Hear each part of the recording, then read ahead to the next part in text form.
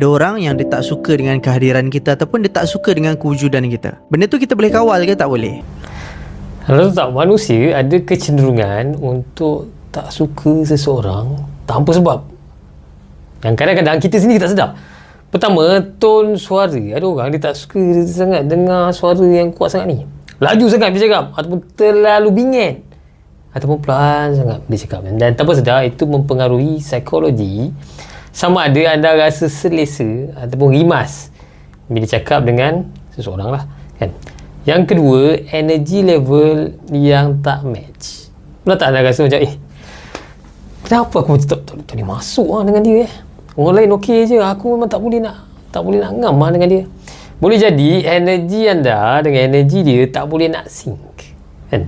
Sistem saraf kita ni sensitif dengan vibe orang lain.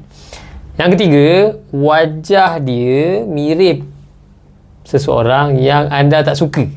Mungkin ada iras-iras orang yang pernah bully anda ke, pernah sakitkan hati anda ke, kan. Nak tak nak tempias tu ada. Boleh jadi muka, boleh jadi cara bercakap, boleh jadi body language dia yang anda tak sedar. Bila anda sedar je, aku tak suka lah dia, aku tak tahu kenapa aku tak suka dia, kan. Sebab anda ingatkan saya pernah share tentang thalamus ni pick up visual input ni sebelum consciousness tu datang, sebelum anda sedar. Jadi macam mana anda nak tahu